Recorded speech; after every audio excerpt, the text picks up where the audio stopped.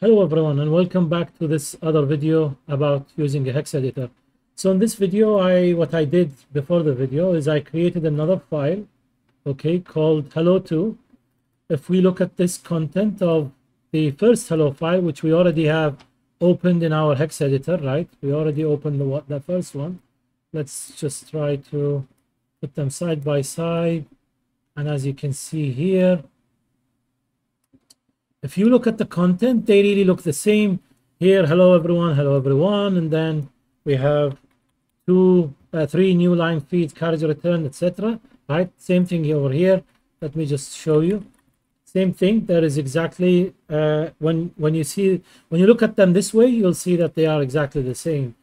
Now, if we look at the size of this one, the first one, the hello file, it's 51 bytes.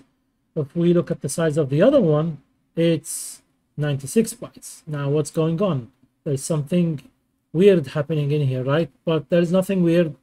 It's just that the other file I created using Unicode. So when we open the other file, the second one, so if we go here and open the hello2 file, so if we open it, let's try to just, before that, you open it the same way we did as text.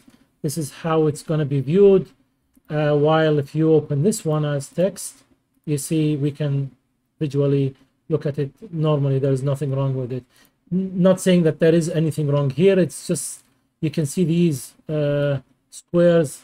What are they? This is what we're going to check out now. So when we convert them to hex, you can see now that every byte actually is like, see here, every character, sorry, not every byte, every character here is actually represented in 2 bytes, okay, because this is a Unicode file, and that's why you'll see that every character here is represented in 2 bytes. So that's why, again, you'll see all of these. So these 0 zeros, these are the second byte of the Unicode, because again, every character here is represented in 2 bytes, and that's why we see 6F00. Then even by the way, the space at the end, it's a character and it's represented in Unicode, so it's represented in 2 bytes, and that's why we see here as well. If I go back, we see here these dots at the end.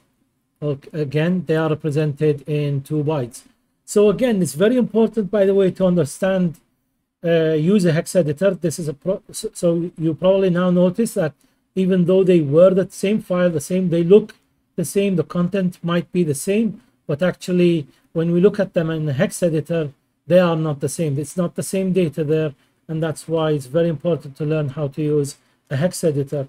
We will go into a lot of more let's say lessons and examples of using a hex editor. This is just the beginning and showing you that sometimes what you see with your own eyes is not really what the data is actually represented on the system. So it's very important to be able to realize, or let's say understand this data at its lower level, or how it's represented on the computer. Okay, again, what you might see with your own eyes is not actually what's represented on the computer. It's represented some way differently for the computer to understand, to read and deal with, etc. So we will be going over all of these in this series of lessons about using a hex editor. I hope these first 2 lessons at least grabbed your attention about how at least to open a hex file or a hex file and then view it in hex. In the next video, we'll look at other viewing, and we'll continue to go and add more skills of dealing with the hex editor. So that's it for this video. See you in the next one. Bye-bye.